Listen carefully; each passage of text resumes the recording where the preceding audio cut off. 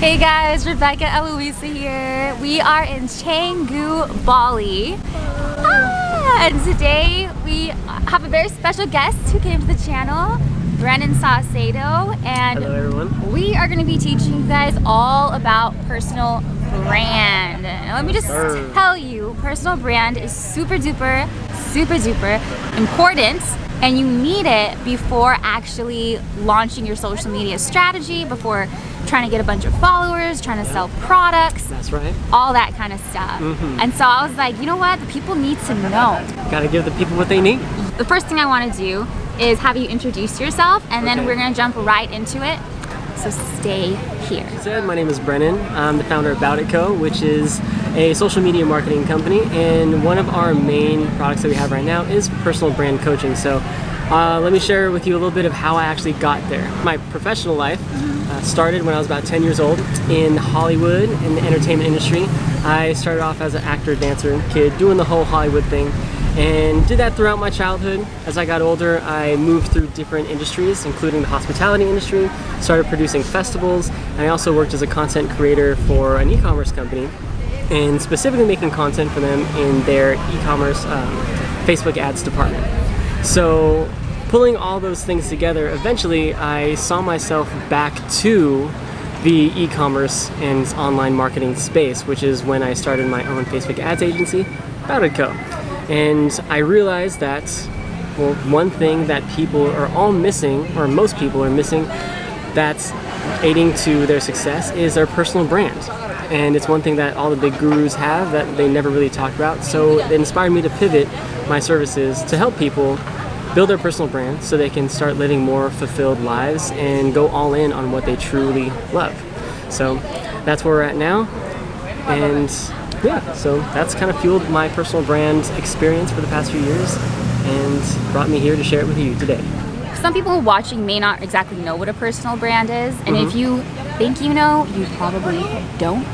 So you need to listen. All right. I'm talking to you. Can you give me an example of one of your favorite personal brands that everybody may know? Alright, so this one's super easy. I use it as an example all the time. And this is a person that pretty much everybody knows. He's the people's champ. He is the founder of $7 Productions. And also he's the most followed man on Instagram, The Rock. He's got one of the best, if not the best, personal brands out there, because he's dialed everything in and has really created a culture around the different things that make him unique, and he's inspired so many people. And that's pretty much what a personal brand is about, is defining your culture and inspiring people to take action, whether it's in their own life or, you know, with what projects you got going on. If you guys know me and you follow me on TikTok, you know that I love The Rock. He's one of my favorite public personalities for so many reasons. But like, if you think of him, you already know $7 Production. What happened? He was down and out. He was basically kicked out of football. He didn't make it to any team, and that was his lifelong dream. So the thing he was working his whole life for didn't work out. He had $7 in his pocket when his dad picked him up from the airport in Florida, and that's when he decided to get into wrestling and dedicate himself to being the hardest worker in the room. That was his mantra ever since, and it's inspired millions, if not billions, of people around the world. Yeah, and so what Brennan just told was The Rock's story. And like, your story is super important because that's how people remember you, and really that's what makes people fall in love with you. Yeah. If any kind of public personality that you really love, I'm sure you know their story or how they got to stardom, and really what it really consists of is like your lowest point and then how you got out of it to where you are today. So story is one aspect of personal brand that you help people develop in your program. What are some other components? Like, can we like maybe 3 more? Alright, so aside from story, I have the 5 pillars that I talk about, which are your values, your interests or hobbies, your expertise, and also your mission outside of making money. And we can go into that in depth a little bit later, but those 3 first things are going to be paramount for putting your brand together. Story, your values, expertise, and your interests or hobbies. Yeah. So values are like the things that you do stand for, and this is really important to get clear on, because then you can define the things that you don't stand for and kind of get out of your own way and put yourself in line with the things that are going to help you move toward what you define as success. And then your interests and hobbies are simple things that you just do on your time off. So it could be like cooking, sports, media, whatever. And then your expertise is like your talents and your skills that you've crafted throughout the years. Okay, so like The Rock. We know his story. What are his, the second one, values? Values. So being the hardest worker in the room is, I would say, like his main value, right? That's his mantra, and that's a principle that he lives his life by and inspires other people to do so as well. So that would be probably the best example of a value. And then let's do expertise. Expertise, so entertainment, I feel like is one of his biggest expertise, as well as, you know, staying in shape, being fit. Obviously, I mean, physically the results speak for themselves. And he's done a lot showing workouts, showing himself working out, getting jacked, and entertainment. He knows how to entertain people. From way back in wrestling, like if you watch those old videos, he's very entertaining in those old videos. And even in his movies, like love him or hate him in his movies, think he's the best actor or not, like he's wildly entertaining, even without being super buff. Yeah, so those were great. His hobbies, obviously eating, like having his cheat meals. Yeah. Because like he has his chef Putty making his like French toast with like peanut butter, or these coconut milk margaritas. Oh man. Or no, like actual real milk margaritas. That margarita is actually pretty good. I mean, if you add a little bit of lime juice to it. Yeah. But yeah, that's a different conversation. But what are his other hobbies? Yeah, so like obviously like weightlifting and staying in shape. I mean, entertainment, like your expertise can also double as your hobby. You know, entertaining, being in front of the camera, and also his family. That's something that I mean, I don't want to just say that's a hobby. That's like a big part of his life and something that you would consider more than a hobby. Maybe it's part of his values. But yeah, so that would be part of his values as well, like his family. And that's one of the cool things about personal brand is when you find these things out that you really are invested in, they kind of all have to do with each other at least a little bit to some degree, right? Yeah. Values and his hobby. He loves spending time with his kids, but also that's a strong value that he has in himself. So that's a good example right there. Yeah, and so we know like these things, one, they're super important. Two, they may sound kind of like woo-woo, like up in the air, like, ooh, your values, like your hobbies. But what does that have to do with making money? Because we're not trying to be baroques. We actually want to turn our passions and our interests into cold, hard cash. Yeah, how to use your skills to pay the bills, basically.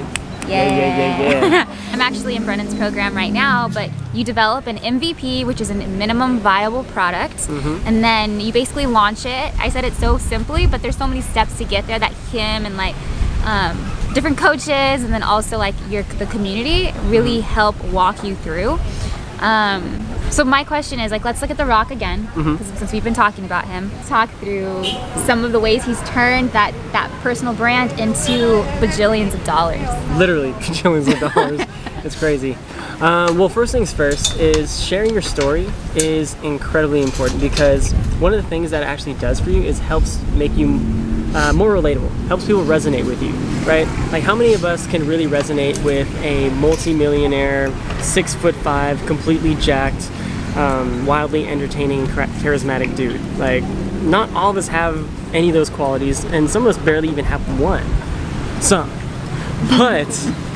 But in sharing that, like even his low point of his $7 story, that shows that he's human too. You know, he has had dreams that didn't work out, and I mean, if we're doing it right, all of us has had at least one dream that didn't work out, right? It's a human experience. Yeah, but you use your story to showcase how you claw out of that into triumph and give others hope.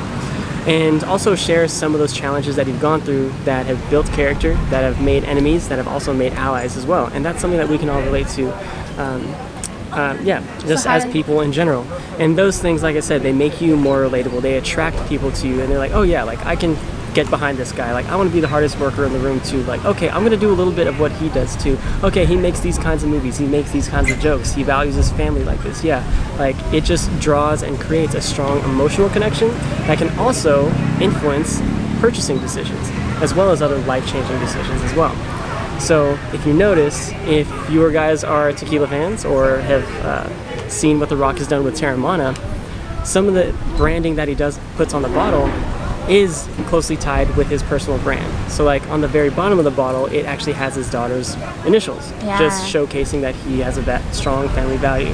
But also on there, to contribute to his dedication to fitness and health, he also shares the nutritional facts and also the sourcing facts. Which isn't a thing with alcohol, right? It's something that was not very popular with, actually no mainstream brand done it, basically. Like only like the small family-owned brands that probably haven't heard very much of, unless you're into cocktails and crafted spirits.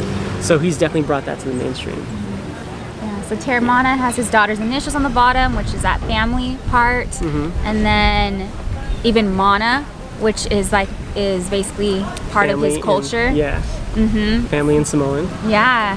And so that is something that's very much part of his personal brand. Thinking through his movies, which is another selling point, another way he makes money in his production company. But if you notice, in all the movies that he does, now that he has $7 Productions, he has an influence in the writing and production of it and putting the whole thing together. And one thing he always makes sure to put in the movie is some strong, like emotional, like lesson, some type of like really good message that he stands for in his personal brand, and he usually is the character to deliver that. Yeah. Okay, so that's another revenue stream. Another one is like his deal with Under Armour and his clothing line, I think Project Rock. And so like thinking through some of the products, like hardest worker in the room is definitely on the actual clothing. So there's clothing with that. The Black Adam project with all the whole line that came through promoting that movie. It like makes people feel like, okay, not only am I a fan of The Rock, but I actually can be a part of that, right? If you guys watched the movie Air and Michael Jordan, one of the most influential lines for me at least was like, oh, like putting out these sneakers is not just a way for you to see and be a fan of Michael Jordan, but it's also a way that you can actually be part of his greatness. And that's another example of how The Rock uses his brand on his shirts and his clothing for people to actually be part of that mission that we talked about, being the hardest worker in the room. Breaking it down, like what do you feel like are some colors, some kind of elements that he has? Well, he definitely has the tropical vibe. Like most of the things that he has, the background is always very tropical because that's where he lives. He lives in Florida, for sure in a tropical type of area. He's a very tropical looking dude. He's got his Samoan tattoos that gives off that whole vibe, and also even in the clothes he wears, like tropical prints and things like that. And on the Teremana bottle, there's that side, which is more of like his personal side, and then there's like his Big Daddy go to work side, which is like those like darker tones, those more bold and solid fonts that you would see in the gym, and when he's working out, that you probably see more in his workout gear. So those are two different sides, but still part of the same brand. Yeah, and definitely more like masculine. Yeah, I would say he's like a guy's guy, but also everybody loves him. Yeah, it's a man's man, but still a family man. Yeah. So those are the different parts of The Rock's brand. But okay, that's The Rock. He's had probably a multi-million-dollar team help put this brand together and really craft it based off of the essence of who he actually is. And so one thing I kind of see with personal brand is, one, we'll see someone who you may think is like a Hollywood plant, or it's like, oh, this person became famous all of a sudden. Yeah, nobody really knows where they came from, but this is what they represent. But then like later on, they have a complete 360 of who they are, and they come out and they're like, I'm no longer this person. Like now I'm gonna call them my real name, and their brand is totally different than it was like 10, 15 years ago. And then you look at someone who has more longevity in their brand, so like The Rock or like Oprah Winfrey, for example. She's been Oprah forever. Yeah, and like they may evolve and grow as people, but the essence of their brand doesn't change. And what I see that as is that whoever helped craft the public version of their brand really found out who they were as a person first. Cool thing is that when you develop a strong personal brand, no matter what businesses and products and stuff you decide to sell, as long as you're still in line with your personal brand, then it's still gonna work, right? You don't have to completely start from scratch. Yeah, it's more just like a displaying an evolution of the brand. Yeah. Right? You've seen it with people like, I feel like P. Diddy's a good example. Like he was Puff Daddy, and then he was like, what, Puff, and then Diddy, P. Diddy, and then he's gone through all the different renditions of himself. Yeah. Same vibe, but just a different, I guess, evolution of it. Yeah, like just like when you grow, you're a kid, you have an interest, you evolve, you grow, you mature, but you're still who you were. Right. And I think that is the art of creating a really solid personal brand that even as like a public person or as like a new content creator, it'll help you to really grow and evolve with it. Question for Brennan, and keep this high level because we don't want to be giving away too many secrets. If you want to check him out, I'll put the description in, I'll put the link in the description to check out his coaching program. I'm currently in it and I highly recommend it.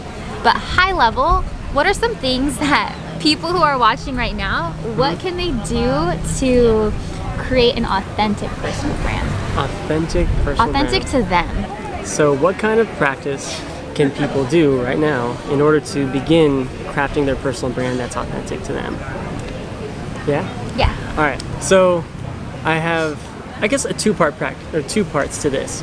And this is something that I believe you've done as well, which part one, write down 3 to 5 things that you absolutely love, like things that you're just very passionate about. And it doesn't have to be work, it doesn't have to be games or sports or whatever. It literally anything. What are those 3 to 5 things that you love the most in life, right? So it could be just like your interests. It could be those values or those hobbies that you want to pursue. Like I say, we will practice the exercise now. Yeah. Okay. So like family, friends, Vietnamese food.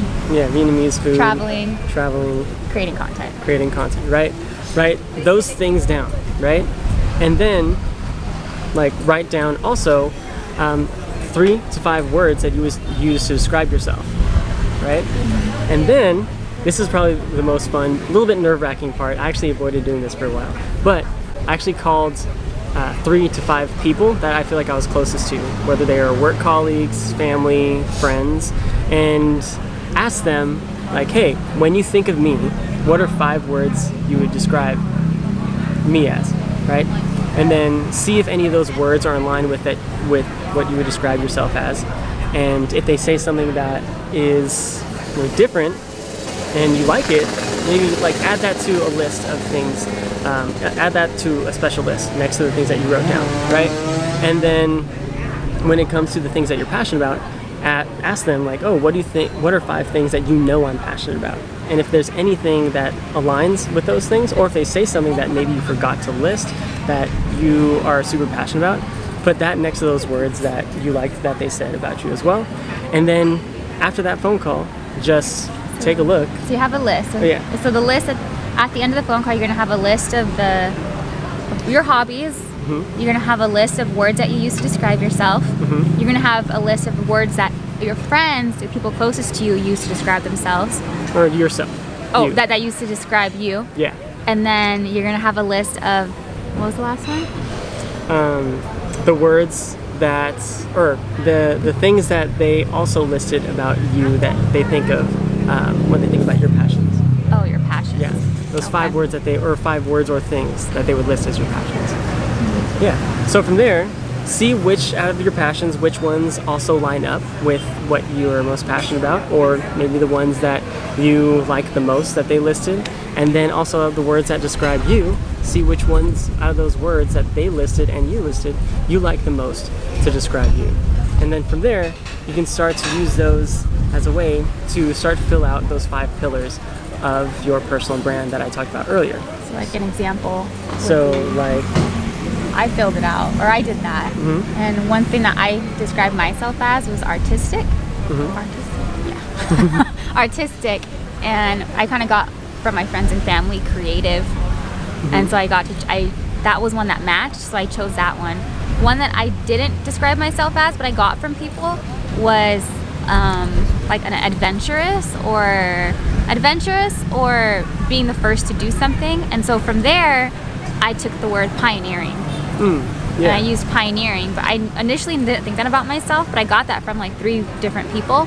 And so I was like, okay, that's gonna be my brand. So you kind of like craft it based off of what others see you as, mm-hmm. and then what you see yourself as. Yeah. Right? Yeah, and the key to calling the 5 people closest to you is just to see where those common links are, just to get a little bit of extra validation, mm-hmm. and also maybe spark ideas of what are some other things that you're either known for or just really passionate about.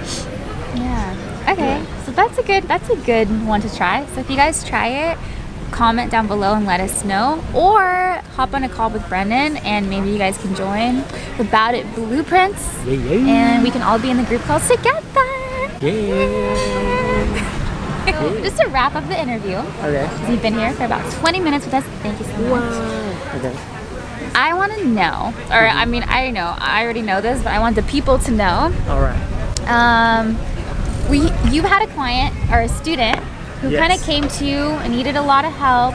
Yes. And now he's been on, after working with Brennan, now he's been on like Rachel Ray's show, Good Morning America, podcasts, and events with like Jay Shetty and all these really cool, amazing, mission-driven people. And so you've worked with a lot of different people. What would you say are some common things that you encounter with your students? Like, I guess like mental roadblocks or issues that a lot of people have when it comes to personal brand that you help them work through. Like, what's a common issue? Because I'm sure a lot of people watching right now could probably relate to what some of your students have gone through. A common issue that people have, see, when we start working together, we might have touched on this just a little bit earlier in this interview, but it's something I call putting the cart before the horse. You know, a lot of people want to, go on their mission and achieve their goals, but they don't take the time to actually understand, what's behind that, what's fueling them, what's the mission, what are those things that you find out in your personal brand that helps you gain clarity in how you're going to achieve that goal. And I think that's where a lot of people get tripped up on, is they know they want to achieve something. They know, they know, what direction kind of, they maybe have some people that they want to follow, but not taking the time to maybe get their footing first and get clarity is what inevitably makes them take more time or face more challenges than what's necessary in the process. So like, what's an example of someone putting the cart before the horse? So that would be someone, for example, maybe, I guess in this example, starting a clothing line, right? Maybe getting a name and a logo first and their manufacturer, but not getting designs, or not putting together a team, or not even understanding what their brand stands for and who they are trying to reach. So if you don't have a clear picture of who you're talking to, then you don't really have clarity in how you're communicating. And when you don't have clarity, then people aren't able to make a clear decision if they want to buy from you, follow you, or take any validity in what you have to say. Yeah, so I see this all the time. Like, even putting the cart before the horse, like somebody won't be like, oh, I'm gonna hire a social media manager, but they have no personal brand, or I'm gonna launch this product and I need help, I need your help selling it, but they have no audience, or they have no message or meaning. So okay, what is the worst? Why is that bad to do that? Like, I know why. I want you to explain. What do you lose if you do that? Well, there's a couple valuable things that you lose, but I guess to maybe say another common problem that people come to me with is they want to run ads, right, before building out a brand. But as I mentioned, if you don't have a message, if you don't have a target audience, if you don't have your processes clear, then when you run your ads, or you get in front of people, or you run your ads to get in front of people, you end up wasting a lot of time and money, because you end up getting in front of the wrong people, or not having an impactful message to actually inspire action, or even just provide the right outcome that you're looking for, because you don't have that clarity. So that's the biggest thing. You waste a lot of time, a lot of money, and you give yourself in exchange a whole lot of stress, which is not the exact opposite thing that you want. Put in the work, the hours to actually do the thing, but without actually having clarity. Like, even if you're going to the grocery store, like if you don't have, an actual end destination and how to get there, what are you gonna do? Just drive in your car in circles for hours? That's exactly what people are doing in their business when they don't have a clear direction, a clear goal, and clear audience. I highly recommend that you guys check Brennan out. The link will be in the description box down below to check out the About It Blueprint. And I'm just gonna say, he's not cheap. He's not cheap. I'm valuable. He's not cheap, okay. Professionals are expensive, but amateurs cost a fortune. 100%. So hire Yeah. the professionals. And at the end of the day, the biggest price that you could pay is losing time with your friends, losing time with your family. There's actually a quote that I saw the other day that the only people that are going to remember that you put in extra hours are your kids and your family, not your audience, not anybody else. So when it comes to wasting time and focus and stress, like, would you rather pay that in the long run, or would you rather pay a small price up front to actually reach your goal? Yeah. So actually, that's something that I think about, and that's an important message that I feel like is worth sharing, especially in this context. So Yeah. Well, thank you so much, Brennan, yeah, for joining us. of course. If you guys want to check him out again, everything will be in the description box down below. And on that note, I'll see you guys later. If you bat it, I'll see you in the battle blueprint. Peace. Peace.